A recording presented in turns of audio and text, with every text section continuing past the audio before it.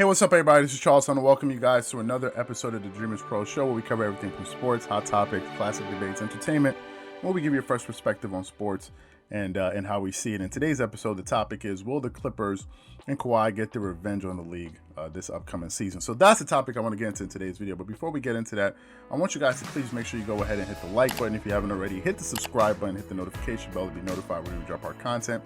Be sure to subscribe to our Dreamerspro Short Clips channel, which we have linked in the description below. And also check out our Dreamerspro Podcast, which is there, which you guys can also check out at your leisure. So with that being said, let's just get straight into the content here. So, as I said before in some of our recent episodes, the NBA season is on its way, and it's going to be coming back a lot sooner than I thought. I thought it was going to come back early next year. However, it seems that the league is planning on bringing back the season, in December, mid-December, towards the end of December, a few days before Christmas, and we played around with the idea of what games should be featured on that Christmas day. We mentioned the Clippers versus the Lakers. Some other people had their own recommendations, etc., etc. Nevertheless, it looks like we're going to have a season earlier than we expected. And with a new season, there's always new storylines, right? And boy, did we have some interesting things happen in the playoffs these past playoffs. A team that I didn't pick to make it to the finals in the Eastern Conference, and Miami Heat made it there. I thought it would either be the Milwaukee Bucks or the Toronto Raptors. That didn't materialize as we thought. The team that we thought would go out, from the West, which was going to be the Clippers, that didn't happen, right? I mean, some people picked the Lakers, but the majority of us, people that were, giving opinions on basketball, a lot of us assumed that the Clippers were going to make it to the NBA Finals, including Vegas or whatever it is. But obviously, they capitulated and blew a 3-1 lead. So what has happened since then? Since then, everyone and their grandmothers have been talking crazy on social media. Everyone and their grandmothers have been saying all kind of crazy stuff on social media. All of a sudden, now that they lost to the Nuggets, all of a sudden, Kawhi Leonard's trash, man. Who knew? The dude is trash. Apparently, Kawhi Leonard, the run he had last season, his career up until this point has been like a mirage. It was almost like a magic trick. But it turned out last season the dude was trash, man. Like, given how he performed in the playoffs last season, if you look at his numbers, he was trash because he had a horrible Game 7. Turns out the dude can't ball. Paul George shouldn't even be in the league, according to some people. All of a sudden, AD is the best player in the world. I mean, all kind of crazy things have been said by crazy people ever since the Clippers lost, and that's to be expected, right? There's always like this group of people in sports that their job is to go around and say stupid stuff pretty much all the time. And what they do is they wait in the cut for something to go wrong or for someone's prediction to go wrong. Then they put on their stupid jacket and they come out and they say, yeah, and they start saying stupid stuff like Kawhi Leonard's trash. That's most people, right? And there's been this kind of talk going around the league. The funniest thing, though, is that when Kawhi was having his run and, busting people's, all throughout this season, last season, these people were nowhere to be found. So that's why you can't take these people seriously. They just wait for somebody to have one bad game and all of a sudden the dude is trash. So that's why you can't listen to these people. But since then, there's been a lot of crazy talk.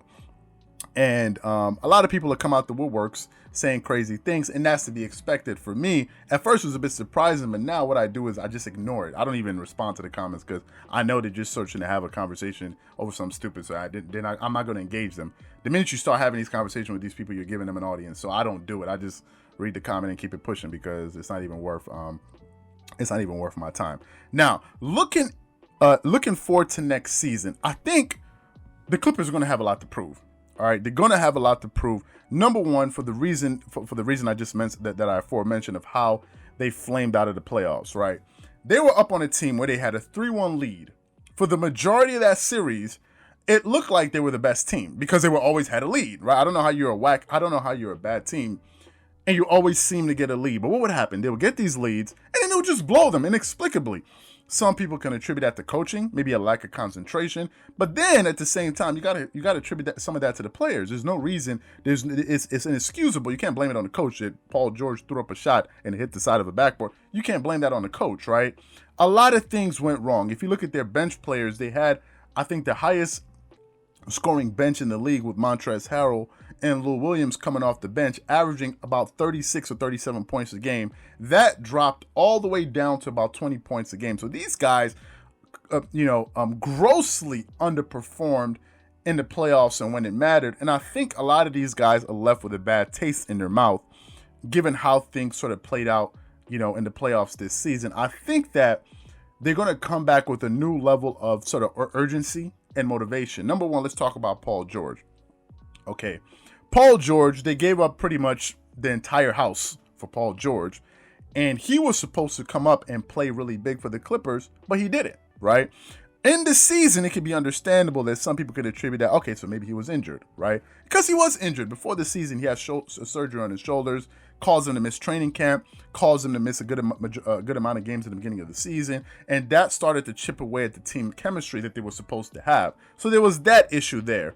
And then, as he was, coming back in the season, they had some flashes. He was playing pretty well at certain points. But then he just couldn't really get it together because I think he also had a hamstring issue that kind of sidelined him at different spots throughout the regular season. So when we had the global pandemic and things shut down, Paul George had 3 months to sort of lick his wounds because there was no basketball. He came back into the bubble for those 8 games, was averaging 25.5 points a game, shooting well over 50% from the three. So it looked like he regained his form, and it turned out the dude probably wasn't trash. Then the playoffs happened, and the guy just had a disappearing act for a number of reasons that I really won't go into, because a lot of it is just probably gossip, which I don't like. I don't like gossip. I'm not into all of that. But he didn't perform well. Excuse the noise of the plane going by. And a lot of people have said that, listen, Paul George, according to some of these people, the dude's trash. He didn't be in the league, whatever. I think Paul George, if he has any competitive bone in his body and he has any pride in his game, I think he's probably going to internalize a lot of the things that people said to him and come back on a mission, right? To prove people wrong and prove that, listen, I'm a hell of a player. So you're going to have that happening. Let's talk about Kawhi Leonard on the other hand.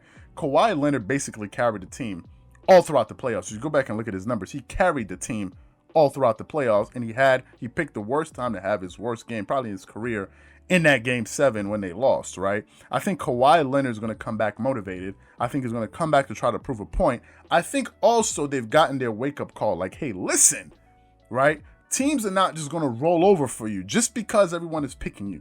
Just because you're the deepest team in the league doesn't mean that you're going to win automatically. You actually have to go out there and perform. And I think the Clippers, as I said before, at the at the aftermath of them losing, I said that they were drinking the Kool-Aid, man. They were feeling themselves too much. They were acting like divas, and they felt like as if they won the championship, especially other players on the team who hadn't won anything. A lot of these guys were walking around with the swagger as if they won. The Patrick Beverleys, the Lou Williams of the world.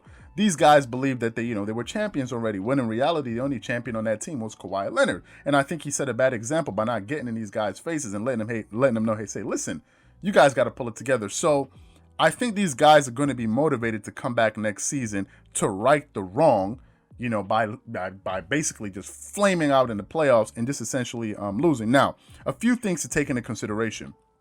Health is going to play a role. These guys actually have to be healthy. And 2, load management. I don't know what Kawhi Leonard is going to do with load management. I don't know how healthy. Is he healthy? I don't know this. But these guys need to play more games together. They're going to be about 72 games. That's what's being proposed for the new season. They got to play at least 60 games together, man. Like, you can't have this thing of guys sitting out and all of this. And with Ty Lue at the helm, I think it's going to be a little bit different because he's going to sit back and look at some of the mistakes that his predecessor in Doc Rivers did and say, okay, listen, these are the things that I need to rectify and not repeat. Right? That's the benefit of being sort of at the crime scene, right? Because you know the things to look out for next time when you're the one there. So I think Ty Lue, given the fact that he knows these players, he's been there, he was there all throughout last season, I think he's going to be able to correct some of the things that went wrong, get in the right guys' faces, and not coddle these guys the way Doc Rivers was accused of coddling these superstars. And I think that if they have the right mentality going into next season, I think they're going to have the last laugh at the end. And they're going to prove a lot of people wrong. So these are my thoughts and opinions. So what I want to know from you guys is, do you think the Clippers will have a revenge season this upcoming season? Or do you think this is it for them? Their title chances window is completely closed in the Western Conference. Whatever you guys think, please leave your thoughts and comments in the comment section below. Again, if you enjoyed the video, please make sure you go ahead and hit the like button, hit the subscribe button, hit the notification bell to be notified whenever we drop our content. Once again, this is Charles here from Dreamerspro. Wishing you guys an amazing day. Peace.